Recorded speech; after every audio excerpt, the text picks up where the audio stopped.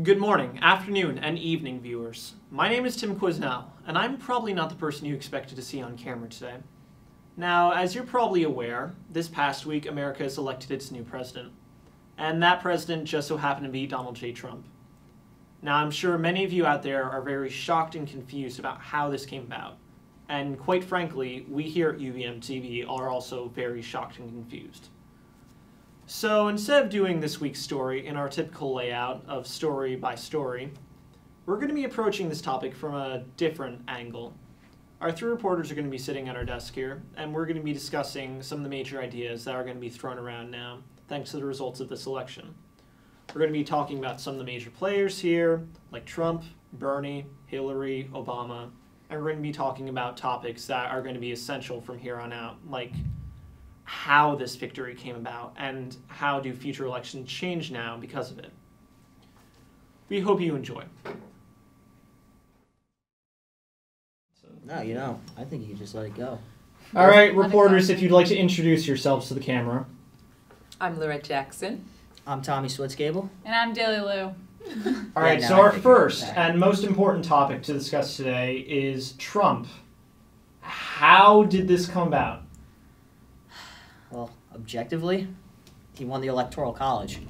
I mean, if you're looking at it like that, if you want to get like super abstract about it, he got the working middle white class. I think we told people to shut up too much. I think like on Facebook, a lot of people are like, if you're like a Trump supporter, like get the fuck out, basically. Yeah, so no, that's then true. we all like kind of were like Expecting Hillary to so we're like telling everyone to shut up, but you can't tell people to shut up in the polls, so No, I mean that's what has happened, and like everybody by the ocean was just like, you guys all, you know what I mean? Like they were all by the ocean. You're like, you need to shut up. So all the Trump supporters just gathered in the Midwest. They were just like, all right, we're gonna stay here. We're gonna start our own thing, and we're not gonna tell anyone. We're not gonna tell anyone. No, we're not. They started their own little like secret Trump society, and then next thing you know, they snuck up on it. Exactly. They snuck up on. That's how they usually happen, I think. I think it is actually how that happens. You know what I think he took from us that a lot of people overlooked?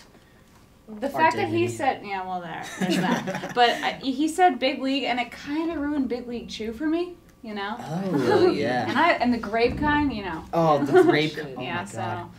So. My favorite part about this campaign was that when he released his medical records, he released them to Dr. Oz. That's like if Kermit the Frog released his recipe to the Swedish chef. It just makes no sense. It's just, there's no, it's just absolutely nothing should come of this. So now that we have President Trump, what are your guys' thoughts on his policies, how they've changed, and how his camera face and his persona has changed since winning the election? Well, one thing that hasn't changed is that Trump doesn't know what the fuck he's talking about or doing. A lot of depressing pictures of him I see on Facebook and the media in general. I thought it was really funny how, obviously there's been a lot of protests and there's been a lot of hate crimes. Yeah. We're definitely not innocent of that, even at UVM. But he replied to that like a 16-year-old girl. He was just like, stop it. Yeah, he did. That was literally it. It was just like, all right, Trump on his protest, stop. Stop. Trademark. That's the man who's in control of the nuclear button for the next 4 years. Good. Yeah, stop. No, I like his policies in the sense that, like, they're just general answers. They're like when you don't know something on a test and you just kind of, like, write in whatever. Like, what is feminism?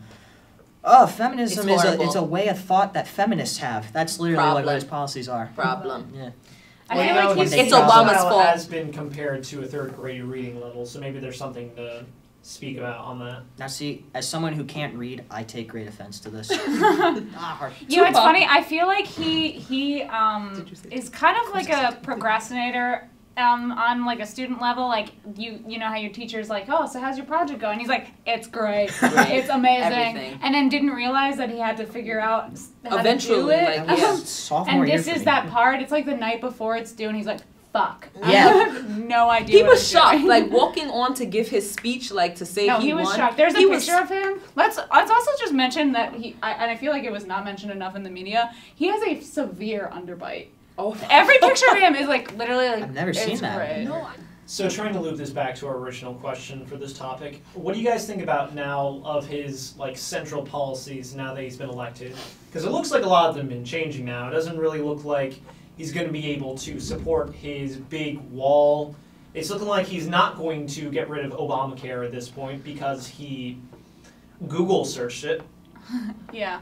I've definitely seen him asking the Obamacare thing, and some saying he's definitely going to repeal it, and then the others saying he's considering of keeping it, or at least keeping parts of it. Yeah, he said in an interview he's going to keep parts of it. He's just trimming the fat. Yeah, kind of part of the delaying. I feel like he's just kind of another student. It's oh, what that guy said. That's what I was gonna say. Yeah. And then just hoping that works enough, even though he just said it was gonna be better than anyone else's. But yeah. I think he realized that he had to humble himself a little bit because he had a lot of ideas that were just out there, and everybody knew it wasn't going to happen except him. He was pretty adamant about making these changes. But I'm pretty sure this guy thinks he's immortal at this point. Maybe. I think so. I mean, he said it himself during the campaign. He was just I could shoot somebody. I remember this. Yeah. And I wouldn't lose voters, and honestly. See, the secret to immortality is actually spray tan.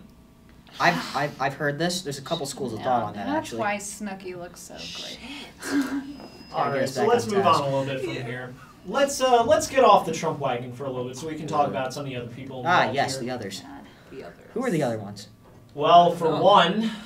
You got Gary Johnson. There is Gary Johnson. We should stay in New Mexico. Should not leave his cave ever again. No. A lot of people are blaming the third-party candidates for stealing votes away from Hillary. I blame Harambe. 11,000 people voted for Harambe. Enough people got up. They got up in the morning, put their clothes on, brushed their teeth, hopefully. Stood in line for at least a good amount of time, and voted in Harambe. If I was more creative, I would have done that. What the fuck? What? He would have been great. Have you guys heard his platforms? He's not even alive. He could have had more of a chance if he was alive. Yeah. I mean, exactly. He had a great platform.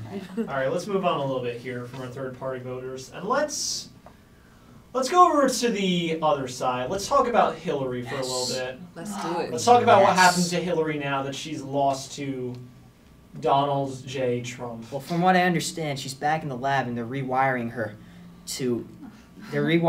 for the 2020 election.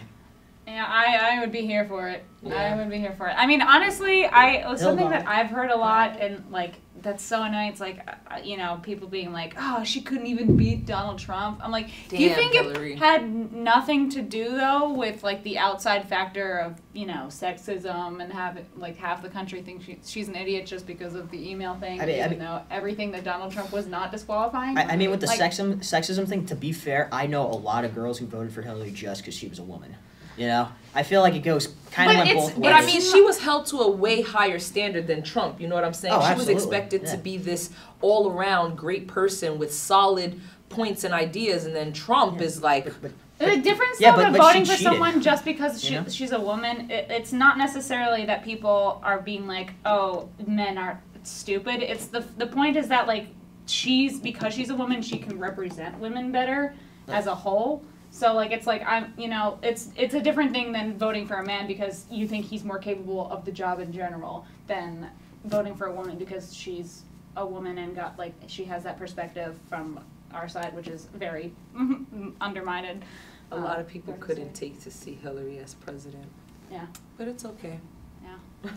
That would have been interesting. It's also funny enough. People I was talking to that night, and I was what's oh my god, this is crazy, and they're yeah, I can't believe Trump might actually win, and these are people that voted third party.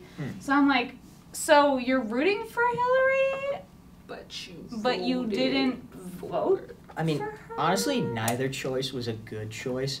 We were gonna be we were screwed either way, honestly. I mean, yeah, but people say oh, it was one evil or the other, but you're looking at a on fire piece of shit. He was on fire. Versus a kind of stale chip.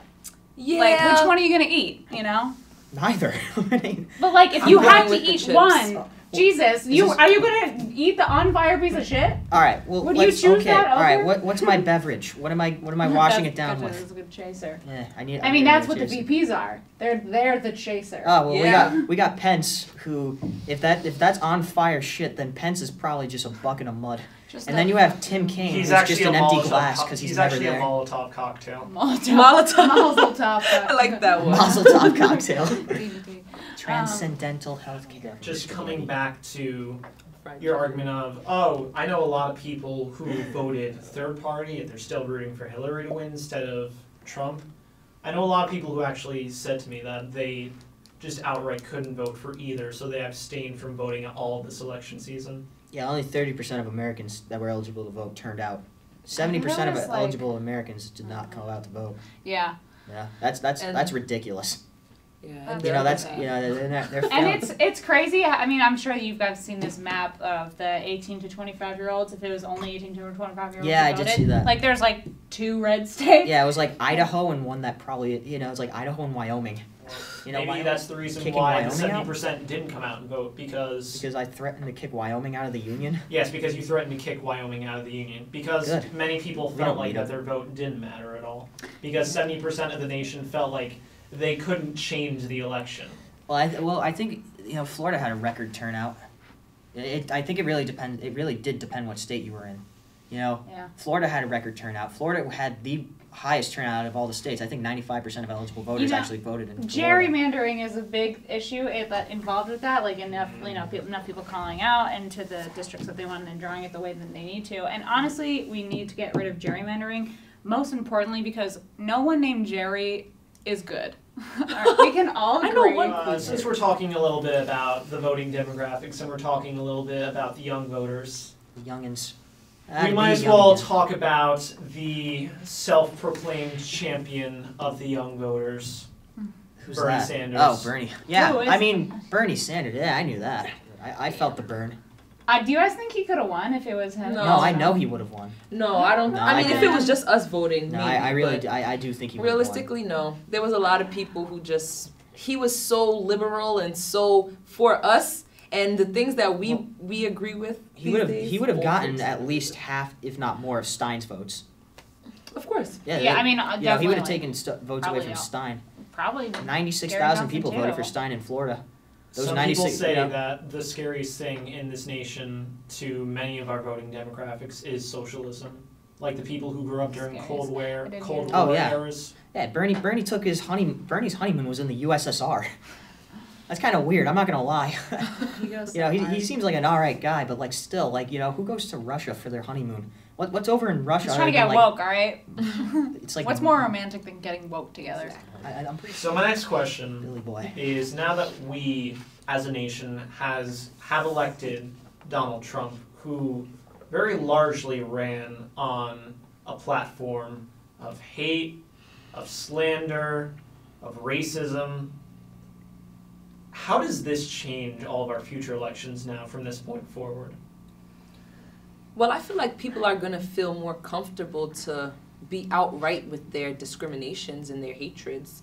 I feel like we're going to see a lot of random people who feel like they can run for president because, shit, if Trump can do it, we can all do it. This makes Kanye's platform really good, I think. Solid. That'd be... I mean, he has just as much experience in, politics. I don't know. I just find it weird how he won. I mean, his wife copied Michelle Obama's speech. Half of his things were lies. Melania. It didn't matter what as long as it got people to talk. It was a reality TV show in itself is that we talked so much about how ridiculous it was that everyone tuned in. And if you were talking about Trump, you were paid attention to. Yeah, that's true. And most people don't stick around long enough to be like, oh, I shouldn't vote for that guy. They usually are oh, Trump, that's a thing. That's a name I hear of. So they're like, check that, or they just don't give a shit about racism and all the other. They probably don't. It was a lot of people who, I mean, the majority wanted to be heard and wanted to let it be known that they're still here. Yeah. I think we got lost in so many other races and protests and movements that we lost sight of the fact that there's still a great amount of a white population who wants to have their voice heard, and I guess for better or worse, right. their voice was heard. It was heard. I think it's funny that like white America was definitely like shocked in all of its elements, but for sure liberal white America was like, oh my God, racism is alive. Well, like people like white people could not believe that like this was happening, but this has just been the reality for so long. It's just at this point it's so blatant and blatantly celebrated amongst a lot of people, and now it gives the platform for a lot of people to like actually voice it more often. But it's just been there the whole time. But what about the black people who voted for Trump? I can't understand. I don't know. I don't know. It was like 7%, but I mean, still. 7%. Yeah, no, it was like I mean, you got Ben Ben Carson. Maybe you're just not the Ben Carson of morals. If you voted for Trump, you're racist, white, or rich, or stupid, or uneducated. That's a good generalization. Yeah. It's funny that I do kind of like try to like believe that at least like a good amount of Trump supporters are not outwardly racist. I think a lot of them were Republicans just voting the party too. Yeah, I mean for sure. I mean I do that. I like vote people for them, like all the other people that you vote for. That could be a part of the problem. Right. When you're voting for the president, and then you have all the other people to vote for. Of course you're just going to vote Democrat, whether or not you know who they are, and that's what I think it's about time that we start wrapping this up. So, as we go into the new and frightening era ahead of us, we need a moment of silence.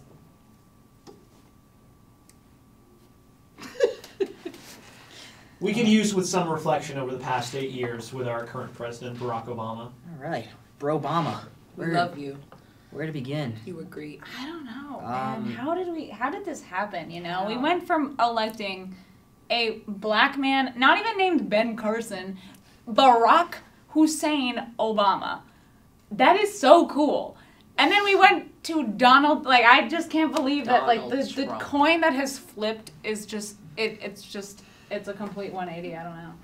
I honestly though, the Obama Biden duo, just there was the fact that you can have a book of memes on a president and his vice president, that's a great thing, and that sounds really I don't know, basic is the word. Yeah. But I don't know. They were so cool. They were so cool, and I think that could have been Bernie. Also, I think Bernie could have been a book of memes. They were relaxing in the White House. Donald Trump is in for a surprise. He's not gonna like being president. I've heard that he liked the adoring crowds running for president because he could just talk whatever shit he wanted to, and of course people are gonna cheer him on. But now that he's gotta humble himself and settle down, Donald. It's not gonna go great. How painful do you think it was for Obama to be all right, I have to welcome this family? Yeah, it was that's probably gonna be weird. I cried, so I know Obama cried, and I know Hillary cried. He definitely cried. Yeah. We all cried. He definitely. I feel like this is still Obama's country. Oh, it is. It's still Obama's I feel country. like he can't just leave us. He'll always be with us. He'll always. I think he's moving to Martha's Vineyard, so he'll be around. He'll be around here. He'll definitely be around. Obama did start a beer-making business in the White House during his term. Yes. Good. Yes, it was. Honey beer. Honey beer. Honey beer. That's interesting. Sounds gross. So cool. See, that's why he's great. Can you buy Obama's beer? Yeah. Obama's beer? I hope so. Why didn't he call it Obirma? Obama's beer? What did he call it? I don't know. What did he call it, Tim? Do you know? I forget what he called it. That would be so cool. Obama's beer? Obirma. It's got a nice ring to it. That kind of sounds like a drunk guy slurring, asking for anything at the bar. Oh, Obirma. And they're like, all right, one Obirma to come. They could make that $10 a bottle. They make so much money just from everyone slurring. I didn't order no Obirma, I ordered a Bud. Well, that concludes. Right. Yeah, why not? All right, so I think there will be where we conclude today's episode. Thank you all for watching. Thank you for joining us in our discussion. Come on, Tim. Get on camera, buddy. Come on. Tim Quiznos. I think that'll be where we conclude today's episode. Thank you. Thank you for joining us all today. Thank you for joining us in our discussion post-election. We hope you've enjoyed what we had to say. Thanks. Whether or not it's been insightful or not, that's up for you to decide. It has not been insightful. It's not. We just like to talk shit. Yeah, no, this was just, I don't know what this was. This was... Shit talking. Yeah. Well, thank you for joining us either way. My name is Tim Quisnell. This is our crew. This is our cast. And we hope to see you next week. Thanks for watching. Make America great again. We should just go. That should just go. All right, I'll see you later. All right, am I paying for the cab? Or are we splitting this? You're walking out.